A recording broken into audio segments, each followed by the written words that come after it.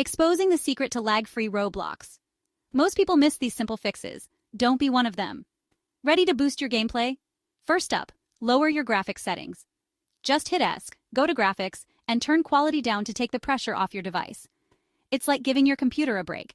Next, shut down those extra apps. Got YouTube, Discord, or 20 Chrome tabs open? Close them. Free up power for Roblox to run smoother. Third, check your internet. Laggy Wi-Fi? Try plugging in an Ethernet cable or sit closer to your router. A stable connection means less rubber banding. Fourth tip, update everything.